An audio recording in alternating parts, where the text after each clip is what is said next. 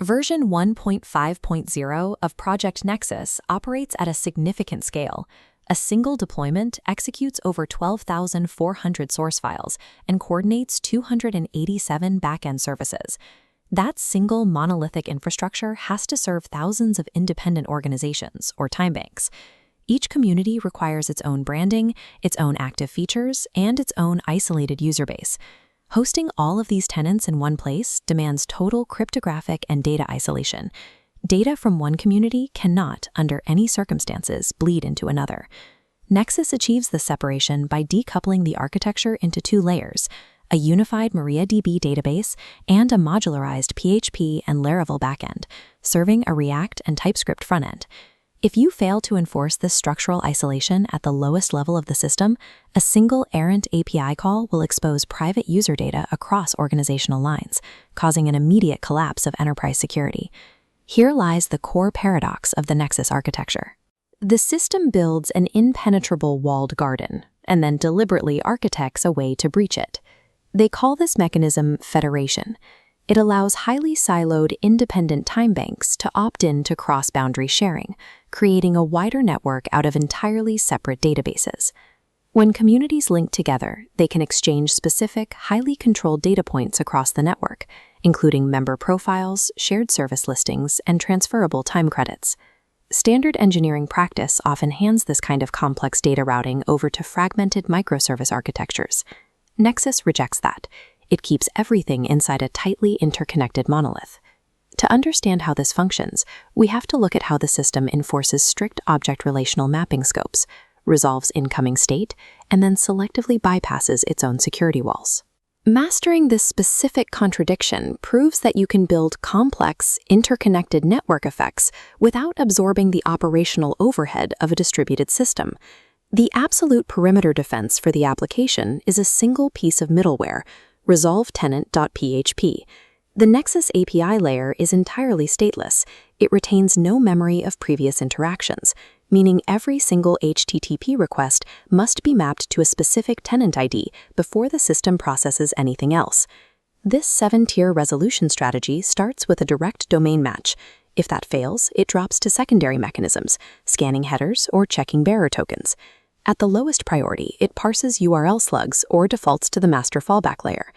Any request attempting to access a tenant that is flagged as inactive is immediately rejected at this perimeter line, returning an HTTP 503 error. By utilizing this cascading, multi-layered sorting priority, Nexus ensures that every single operation enters the core logic layer with a verified and immutable tenant identity. Simply relying on application routing logic or human developer discipline to filter data is too brittle for enterprise security. To eliminate that risk, Nexus relies on the has-tenant scope eloquent trait as its bedrock isolation mechanism. Before any data request reaches the MariaDB database, the framework physically intercepts the standard model query. The global scope automatically appends a strict and tenant ID clause, forcefully narrowing the dataset to a specific silo. The scale of this constraint is massive. It secures over 1,370 distinct database queries across 166 system models. Bypassing this automatic isolation requires specific high-level superadmin access, ensuring standard requests can never cross-pollinate data. Pushing the isolation logic all the way down into the object relational mapping bedrock removes the risk of a simple human error causing a cross-tenant breach. The front end presents a different architectural challenge.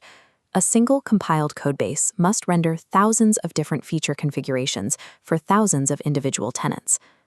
Nexus handles this by completely rejecting complex state management libraries like Redux, instead relying purely on the native React Context API. The tenant context connects directly to a raw JSON configuration payload stored in the tenants.features database column.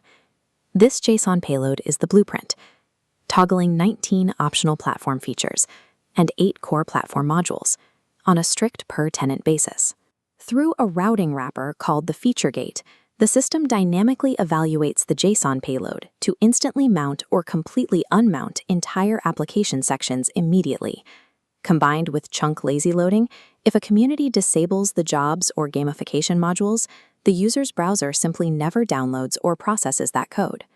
Utilizing a pure context-driven gating system allows for thousands of front-end architectural permutations while ensuring the client bundle remains pristine and highly performant.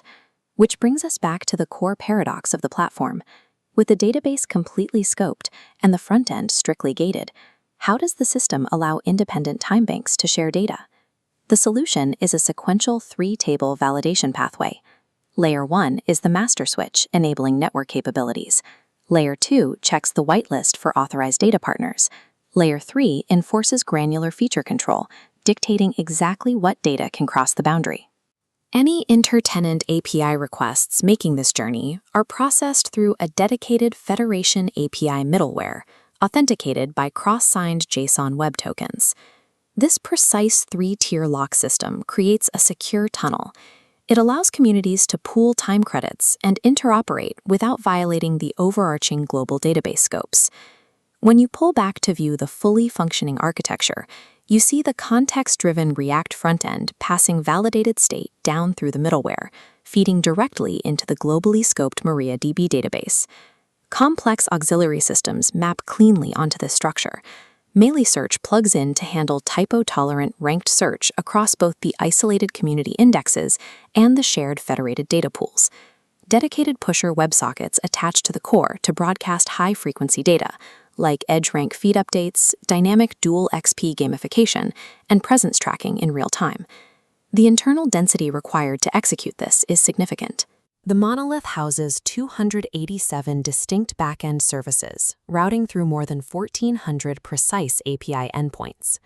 This organization demonstrates the central utility of the Nexus project, achieving the granular modularity of microservices without abandoning the centralized stability of a monolith. The entire ecosystem operates on a single design philosophy: forcefully push the complex logic for authorization, multi-tenancy, and federation as deep into the middleware and database schemas as possible. By strictly locking down the structural bedrock, the front end and service layers remain completely stateless. They stay pristine, lightweight, and ready for secure, massive scale.